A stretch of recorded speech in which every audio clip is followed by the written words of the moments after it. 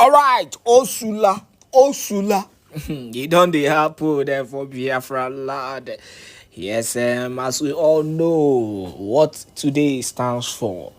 You know what is happening today. Today is actually marking, the beginning of a revolution. There will be a lockdown, in every secretariat, barrack, and places being controlled by the zoo, government houses, and the Prime Minister Simon Ekpa has come out to give a stern warning to those who are working within that vicinity. If you know you're working around government houses or in government house, and some certain places like places belonging to state actors and non-state actors, please, you should be careful. It's better you sit at home. Maka Uvumka statement.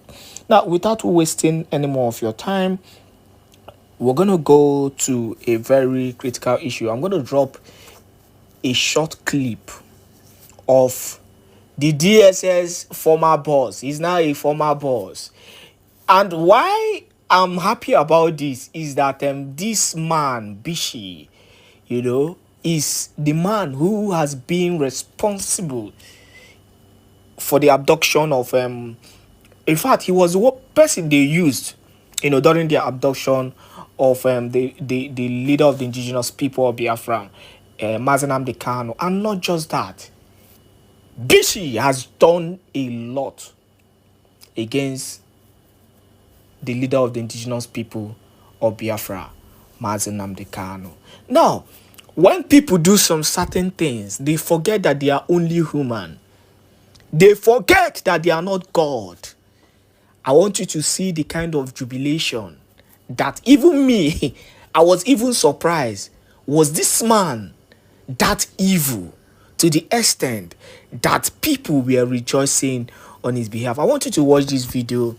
Then before we give you the news update today, because while the lockdown is going on, the Nigerian government is busy finding a way to extradite the Prime Minister Simon Ekpa. It is actually unfortunate that Nigeria does not even have a stand, in anything that has to do with the Prime Minister Simon Ekpa, because it is becoming too shameful that the so-called country called the Zoological Republic of Nigeria are busy pursuing shadows instead of them to sort out the issue that is happening in their land. For example, we saw a video that is trending. In fact, VDM, very dark man, even had to speak concerning this issue currently. And this has been the same thing that Nnamdi Kanu started speaking. The Prime Minister Simon Ekpa is fighting the terrorist Nigerian army because of this. The DSS are busy, abducting innocent people, but yet they cannot track ordinary bandits who are living in the bushes. Look at the video trending on social media. People are using it to make caricature that these bandits, this is not the first time actually, now the second time, came out on came out on TikTok and were videoing themselves, where they were showing the ransom money they collected from people they kidnapped. One, and also in that same viral video, they were busy insulting their so-called president in the person of Bola Ahmed Tinubu. Yet the DSS cannot track them. The army cannot track them. It is innocent Biafrans. Innocent, harmless Biafrans. We no commit any atrocity. We no commit any crime. Now him these people they pursue. But first of all, let us watch this clip of celebration when the information of Bishi, that is the former DSS boss, went viral. Enjoy. Then we'll come out and give you the news update before we hand over the mic to the Prime Minister Simon Ekpa on this important notice to Biafrans.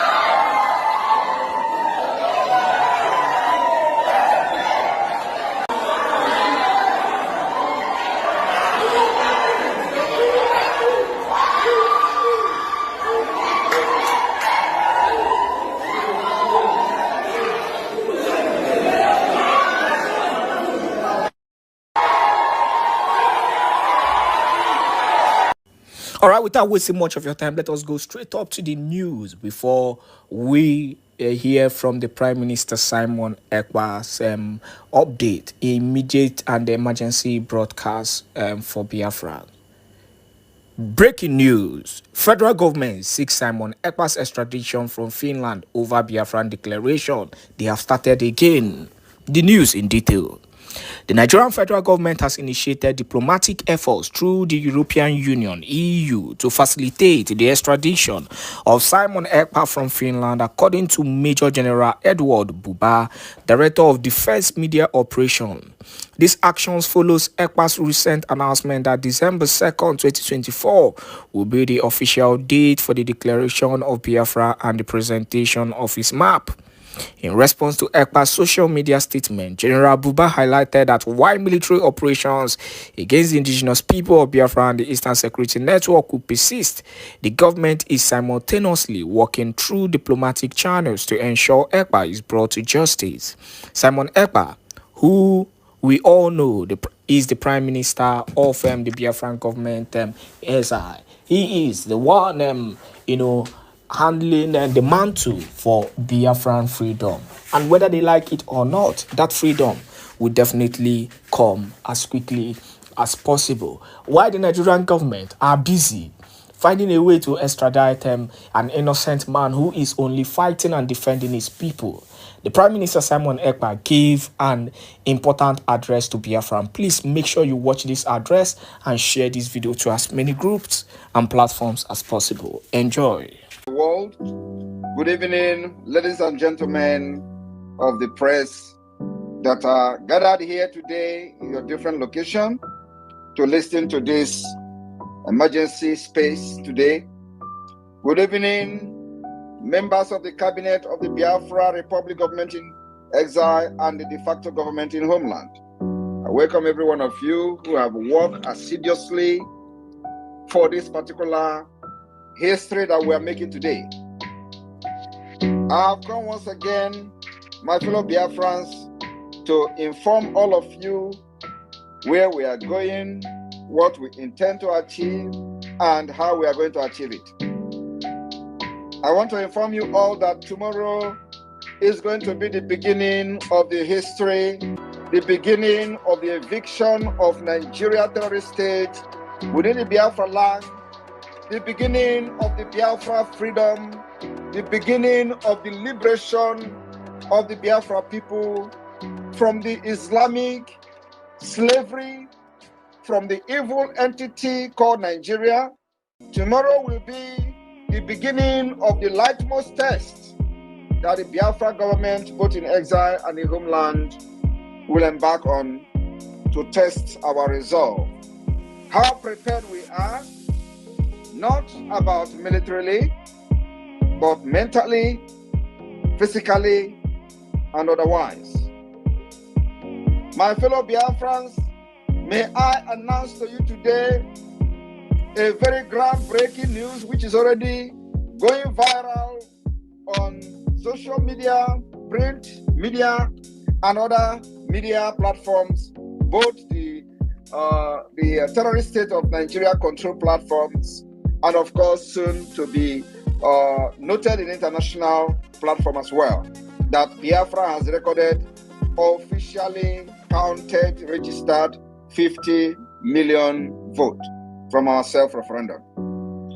This is a history no other country has ever attained. I want you to note that no country in the history of freedom fighting has ever conducted a referendum and recorded this number of supporters, compliance, and people who are very tired of the host state, which is Nigeria today.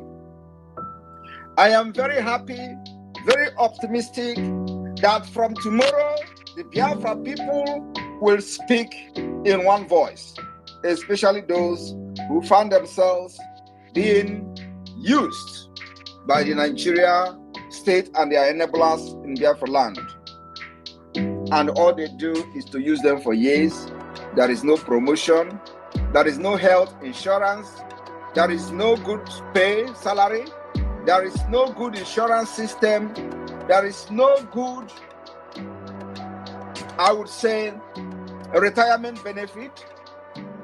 There is nothing to be proud of or to put your hope on after you have served Nigeria and you retire.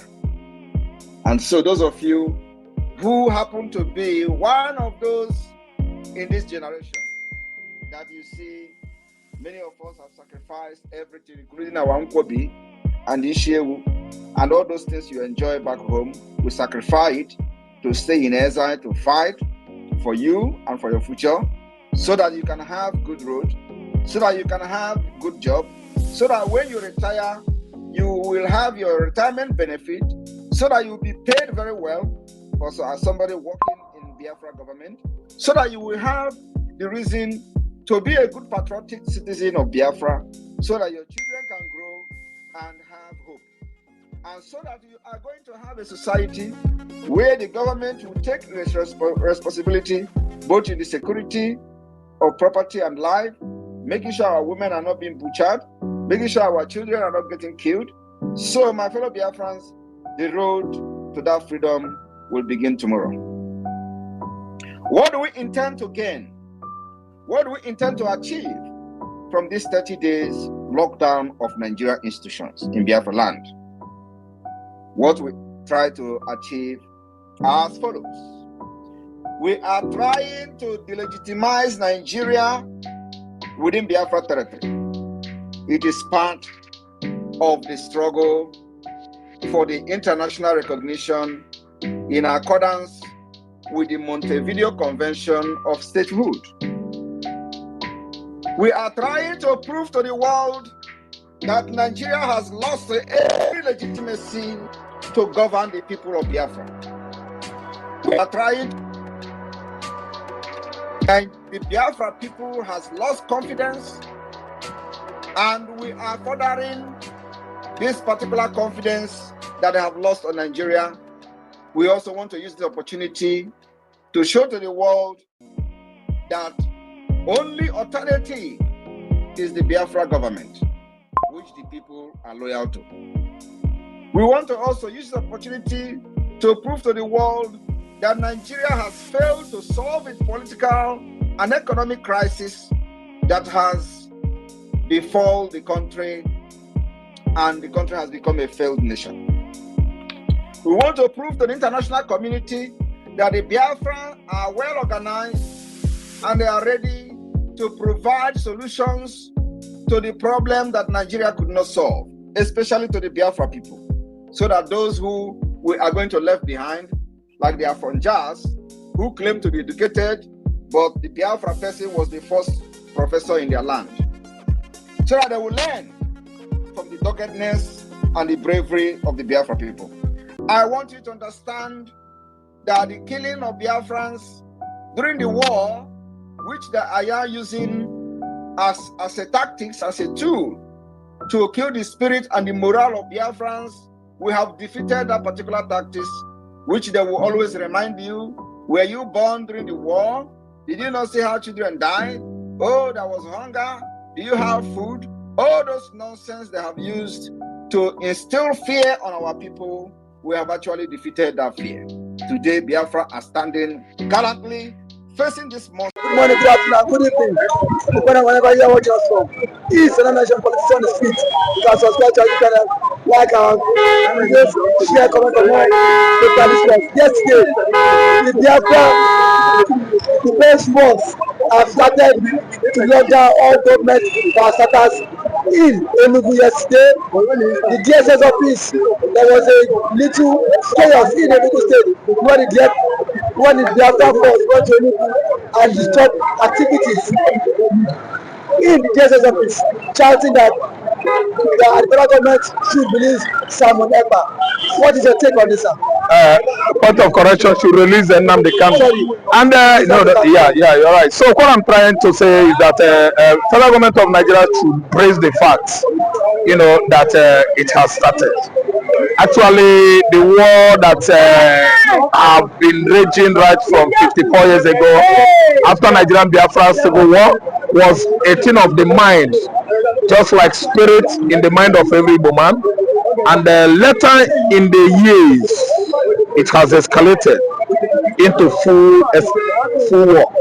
You know what? Yes. Do you know what? Igbos have been accused of many allegations wrongly. Igbo man has been arrested, detained. Yoruba man has been arrested, detained. I'm just coming out with points. And the Yoruba man was released. The Igbo man was stayed in. They were looking for who to what intimidate the more. And Ohaneze chief, because he made a statement, Ohaneze chief was arrested and put into incarceration. MC Oluomo came out and said worse than what the Ohaneze chief that was even making peace. MC Oluomo committed a more grievous, heinous crime more than the Ohaneze. Nobody ever touched MC Oluomo. The IG is still there watching. The Nigerian chief of army staff or general staff is still there watching. Today, the Ohaneze chief or chieftain, if released, we don't know. See, let me tell you, what brings about the Biafran Defense Force going to Enugu State to stop? See, it's because of the lockdown, the order given by the Prime Minister of Biafra in exile. He told them that when the time comes, they will actually know. Where it is leading to, let me tell you, it's not going to be bloody issue. United Nations is coming in. It is the time Nigeria will regret ever of running a government that is exclusive of the Igbo nation. Each and every administration that comes in, they will tell you, we are running an inclusive government. Inclusive national government is a lie. Which inclusive? What inclusive are you running? Only Fulani and Yoruba. Is that inclusive? With exclusion of what? Igbo man. It is not inclusive. You are running a tribal government, a sectional government that exclude one part, one tribe that is among the major tribes in Nigeria, and two of you are cheering the national cake, and you think that tribe will be happy. See, peace has made itself clear. Peace and justice stands afar, so estranged in Nigeria, calling for help, calling for integration, calling for what? Dialogue, peaceful one, for everything to be going on well in this country. But it seems that some people are seeing themselves so special in Nigeria. What made you so special? Who are you? What are you? Nobody is special in Nigeria. We have gurus, we have generals everywhere. Nobody can just come and stand and say, I'm the one that is more land past, when you people don't have certificates. You cannot just come and say, Igbo go, Igbo man go, we will kill you, we'll do you this. Have you fought civil war? How many of you faced Igbo during the war? Okay, let us tell ourselves the truth. The people that are drumming for war are not the Igbos. Igbos are the most peaceful people in Nigeria. I can tell you today that Hausa knows what I'm saying. But sir, only thing that the intention of the Biafra Defense Force into cases of Christianity think it will bring anarchy. Okay, anarchy is what they are looking for. No, when somebody is in his house, Fulani herdsmen has been killing farmers in Enugu State. Who is asking for war? The people that are fighting ESN, that are fighting Fulani herdsmen, they are the one asking for war. When Fulani herdsmen are all over Ondo Forest, all over Ekiti, they killed 3 Oba, paramount Oba in Yoruba land this year. When the Amoteku that are fighting those Fulani herdsmen in the farmland are being what? Attacked by Nigerian forces that Amoteku will not carry certain arms, they will give them all these damn guns. Don't you think that are asking for problem in the southwest? Okay, people that are enemies of the farmers, people that are fighting the enemies of the farmers, fighting against people that are fighting the farmer, the headers, they are the ones beating the drums of war, thereby causing chaos in Nigeria. You cannot bring what Igbo man, neither can you bring what Yoruba or Ijoma. We are all ethnicities in Nigeria. Everybody has his rights. Fulani migrated just 12 AD. Are you listening to me? They came in, they started preaching their own Islam, that their Islam is different from the Hausas. Hausas will come to them, believing them today. This is where Hausa has found themselves today. Thoroughly subjugated, reduced to nothing. And Fulani has virtually taken over everywhere. And their campaign is heading to southern Nigeria. Somebody is telling me that Igbo man will allow, yes, southern Nigeria. They are here. Don't you know? Go to the Anambra State, all over everywhere in the forest. People are going to work. Well, yes, and are in the bush, and that is very, very painful to Nigerian government because they want Anambra to have many casualties, so that we will abandon that place. Hausa will take it, and if Hausa take over Anambra, that is when Nigerian nation will be happy that Igbos are down. That race has been sacked. Okay, it is not possible. Fulani can never be as strong as the British. The British tried it. If not for Christianity, they wouldn't have prevailed on Igbo man. Let me tell you, they did not prevail. They did not.